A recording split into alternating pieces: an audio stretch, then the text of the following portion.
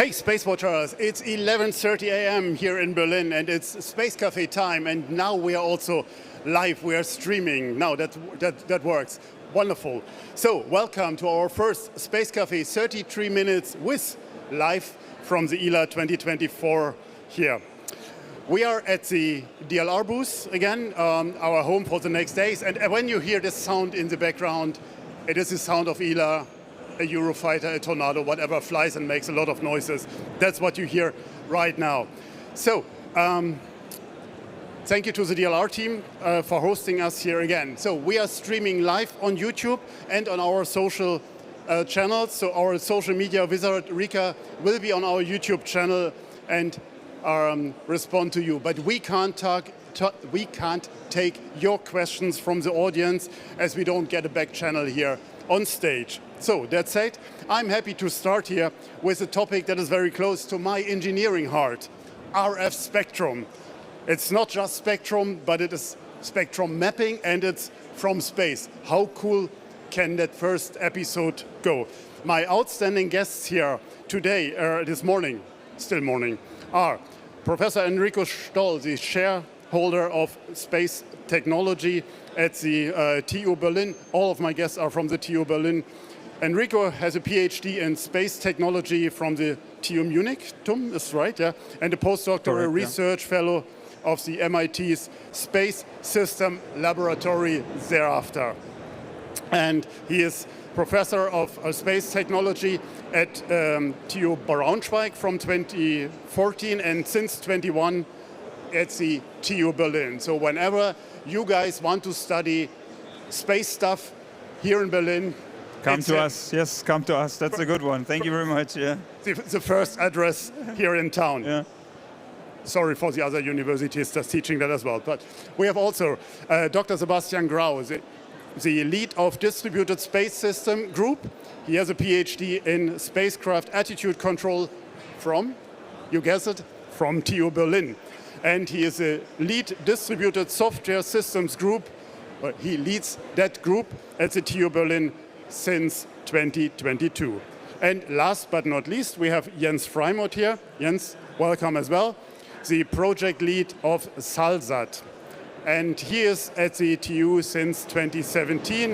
And I don't know if you hear it online, but we do definitely hear it. It vibrates. He is the project lead of the SALSAT, the Raccoon, and the SciBSat project. Also the project lead of NanoFF mission and many others. Welcome, gentlemen, here to the show. Our title is SALSAT, the RF spectrum mapping from space.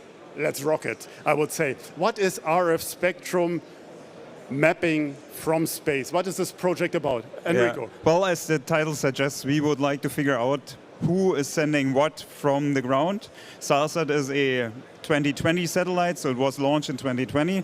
A few people, or maybe a lot of people, know that TU Berlin has a lot of satellites launched already, or already 29 satellites in space launched and operated. And this is a satellite from 2020. So it's basically looking at the Earth and looking who's sending on what frequency. Yes? 29 satellites has the TU Berlin in space already? It was launched. They're not all in space anymore because some of them re-entered. One of them just re-entered yesterday. But yes, there's a lot of satellites, a lot of expertise, and we do have 5 more on the plate, which we would like to launch in this year and next year and a couple of years, yes.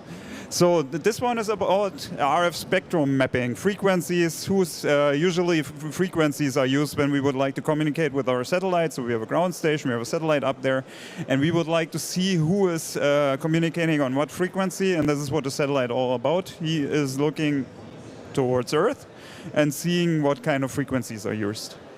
Okay. Any of you want to add something? Yeah, and the important thing to know here is that RF frequencies are a scarce resource. Yeah, once occupied by a sender, they cannot be used by anyone else. So we're looking for who's actually creating noise in this scarce resource, who's using this, who should not use this, possibly because it's not coordinated with the ITU. It's difficult to hear.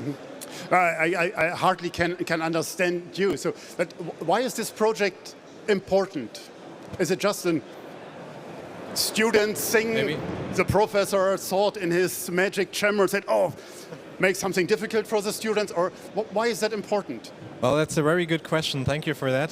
So as Enrico and Sebastian already explained, there are many satellites, not only our 29, but there's like thousands of objects in space, and all of them use different frequency bands. And it's very important that the frequencies are coordinated in a way that you don't have interferences if you contact your satellite. You only get a few minutes every pass, right, to contact your satellite, download your very valuable data, and you don't want to be interrupted or like have interferences with other bands. And so far, before we launched SALSAT, there was no map or no measurement taking in space. There was like a notified use at the International Radio Communications Union, where you know from the books and from the registrations who is using which frequency. But then is this like project or a company or a research institution really using that frequency, or maybe just in certain locations in the world? And like, how does it really look? So there was no measurement, and that's the idea for SALSAT, and also previously for Maconista, for a previous project a colleague did. And so we wanted to look how the use from orbit is like, really like how crowded the bands are, and then if we can redistribute maybe some of these frequency bands to multiple satellites or to multiple missions to allow more satellites and more missions in the future to share this this limited resource, as Sebastian said. So that's the idea. That's why it's important. And so we publish this data now online so that everybody can look at it. As I mentioned, I find it a fascinating project, especially when it comes to my engineering heart. But frequencies have a time component, so they don't happen all over the place. As you say, they have a location and they happen at a specific time. So, and the coordination has to happen then either on a broad scale, as you just mentioned, from the ITU side, or on the time slot base. So how does it get this data, what you capture retrospective, go into this equation? Yeah. So obviously we are limited. Like, this is also a technology demonstration mission, right? Okay. So it was like a first one to show that it's possible. Ideally, you want to have a big constellation of many of these satellites. We would be very interested in that, also for formation flight and other research topics. But we started up with the Space Agency, which funds the project, by the way, with this one satellite, which is a flight spare satellite of a different mission, which we repurposed. And we just have data from the orbit where SALSAT flies in, of course. This is a sun-synchronous orbit, very typical orbit, often used. And we started up in 575 kilometers altitude. Now it's a little bit lower. And looked at the frequencies used at this particular time when SALSAT passes like the ground stations on the ground. That's one satellite. So, yes, so it's one measurement like at this orbit we have, but we can already see that you have different geographical areas in Europe or in Asia or elsewhere, which are used very differently. The noise figure, the noise there is very different. So you can already anticipate that the bands are more crowded in like hyperpolated areas rather than on the ocean or in other areas. So this is already some observation which was possible with that.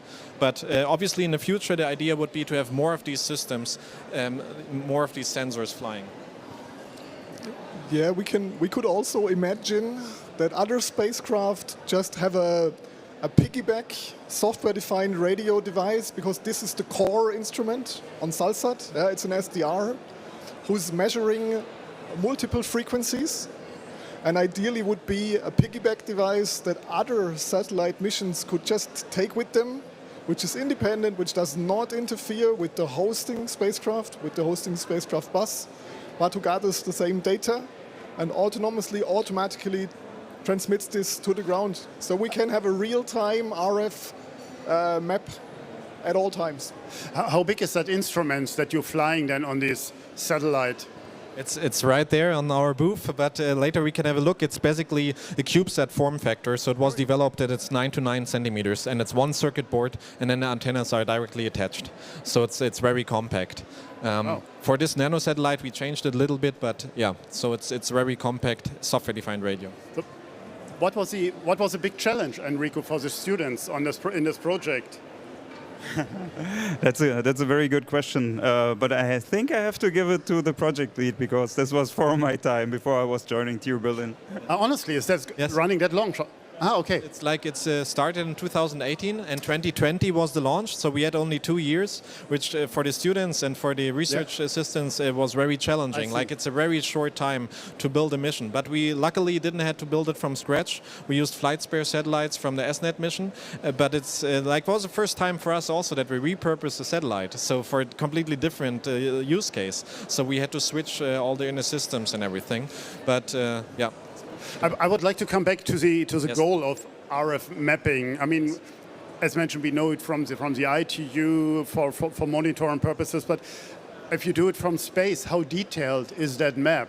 I mean, we are talking about pixels and on optical satellites or SAR satellites, and we're talking on 30 centimeters commercial today, but here we talk about kilometers, or what is it? Yeah, this much broader term, so it depends on the antenna and many technical characteristics. Since we are very limited, as you can imagine, a nanosatellite is like the SALSAT is 25 to 25 centimeters, so it's really just that big. So we have a monopole omnidirectional antennas, except in the S-band. We are monitoring the UHF, the VHF and the S-band, and in the VHF and the UHF band, which is used for radio amateurs, for instance, 430 to 40 megahertz, which is the main band we looked at. There we have omnidirectional antennas, so the opening angle is a few hundred, like, or even it depends on the attitude of the satellite, even 1,000 kilometers. So we have a very big footprint on the ground, which we are measuring, so we can tell for a big region. But now, if you're asking, like, okay, how do we get the interference source? How do we know if there's a ground station sending in the band very strongly? Well, then a colleague, Martin von der Uhr, did his PhD about this topic, and there will be multiple measurements we have to take with the position of our satellite, which we know, and then we can interpolate with the more data sets we have the location, approximate location of the interference source. But since we do not have multiple satellites in the formation, we cannot triangulate the signal in one pass, which would be ideal also for the future. Maybe at the end we could give some explanation on that. There is some ideas for that. But with the one satellite, you would need the interference source to send multiple times. So if it's a ground station sending at the same time every day or once a week, then you're lucky and you can interpolate the location where it sends from with multiple passes. Yeah, as you mentioned, the triangulation, it's how you do it usually on Earth if you have an interferer. So what will come after this one mission? Maybe. Well, one possible next step would, of course, be the triangulation mission, where you have like at least 3 satellites looking towards the ground, and then see who is actually trying to disturb you, maybe jam you, what is it doing, and maybe then on top of this, the idea could be that we have a software-defined radio on board, so we can actually switch frequencies. So we can demonstrate that if something wants to disturb you on a certain frequency, then you just switch to another one after figuring out that there is actually somebody who's interfering with you. So maybe just to add on this, the idea is also that in a other project where, as Enrico currently already explained, we are currently working on, is also the robust communication, so that you have a transceiver which switches the frequency bands, which then you can use, for instance, to transmit very important data with a low data rate. And this is something we're looking into at the moment, to have an even compacter system which is using multiple bands. Obviously, the coordination for this is difficult, and then you cannot interfere with primary users and other aspects, so there's a lot of things to take into account, but the benefit would be that you're resistant against interference sources harming your communication, and it would be very, very robust. And we use this, for instance, for a critical infrastructure to distribute security keys for different applications, like symmetric keys or other things. I mean, that's a student project, a university project within pure scientific approach, and to show what is possible, what is not. Is there any idea, any outlook into a commercial project? Because RF monitoring, RF mapping from space is something what we see at least for a few companies in the US or is that something different, or even Unseen Labs is doing it? Well, Jens teasered it a little bit already. So the distribution of keys to critical infrastructure is a big thing nowadays, right? So there is a lot of incidences where critical infrastructure got hacked lately. So we have to figure out how that happens, or how we can prevent people from doing so. So we are already in talks with Vattenfall, one of the big energy providers here in Germany, and they would like to use this idea for the offshore wind energy devices. So to distribute keys there, because we can't always go there with a boat or whatever and just provide the keys. So you distribute the keys even without quantum technology? Yeah. Right. Oh, because that's what we told is the ultimate goal for security. I mean, Jens can elaborate on this one, but the thing is, they're very, very interested in this one because it adds another security layer, right? So you would have to interfere with the satellite, but the satellite knows if it is attacked. You can't ensure this with just terrestrial internet. You don't know when somebody is listening or is in line, or probably not all of the time. And here you can say, well, there is a frequency who shouldn't be there, so somebody is trying to tamper with my system. But you as a university, you can't work then on a commercial base with companies, energy suppliers, as you mentioned before. That has to be then handed over or spin off, right? Yes, so at the moment it's like a pure scientific project with partners. We search for partners. Also, if there are partners interested, we already have a few from the energy sector, satellite communication and others, also regulatory institutions. So this is like laying the groundwork, and then later, for instance, this would be licensed or further developed for commercial use with other partners. But just to add on this, so there's one part is like the application of a robust intelligent transceiving system for space or for other applications, which we just elaborated on, which is based on the spectrum sensing and the algorithms and the knowledge we gain from the data we analyzed. And then the other thing is obviously pure the spectrum monitoring, as you said at the beginning, using this SDR on multiple missions, flying it often and generating like a general map where you can see which area is crowded or jammed which is useful maybe for a certain frequency, which not. So this is also a commercially interesting aspect. There's companies doing that in the US, also in Europe, starting to do this. We are a little bit slower because we're a research institution and we went into the depth and don't have like any crowd investment or something like this. But it all started also like 2016-ish when we started to develop the payload. Are there potential applications for using that kind of technology on Earth as well as it is? Because sending it to space is one element to looking from the higher ground, but I mean installing it on masts or so, is that an idea also, or is that used already? There is definitely always interest. I think there is some really good systems for ground-based applications already, also from a lot of companies.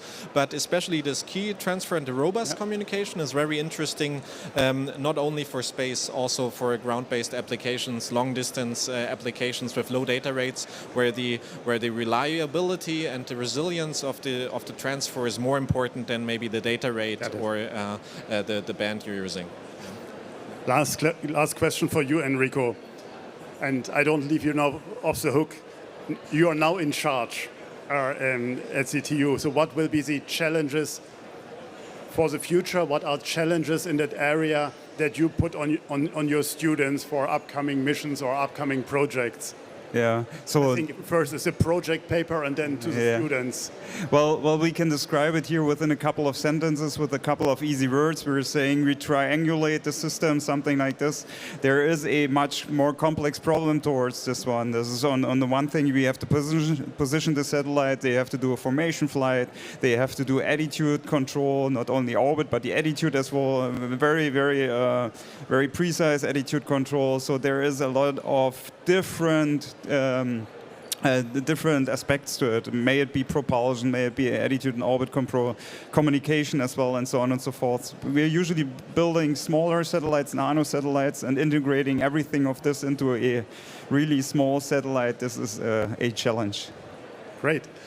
Thank you very much, gentlemen. It was a pleasure to have you here on stage. And I mean, we are looking forward to hear more from you from this project. And again, our editor-in-chief is here around as well. I mean, she might be very interested to publish something about this project, because I think that's something what is pretty cool, and we have to be proud of it. And great job, guys. Yeah, thanks for having us. Thank you very much. And also, if anybody is interested, on the website of our chair, you can freely access the database with the UHF measurements. I think we will put the website link in the program here. Great. With that, thank you very much to Professor Stoll, Dr. Grau, and Jens Freymuth. I'm sure you all will be around here at your booth at the next days for questions or further conversations with you. We will be back for you tomorrow morning at 10 a.m. with our morning show here, with tomorrow led by our editor-in-chief, Dr. Magatti. And with that, have a wonderful afternoon, and don't forget to become a Space Watcher. Space Watch out.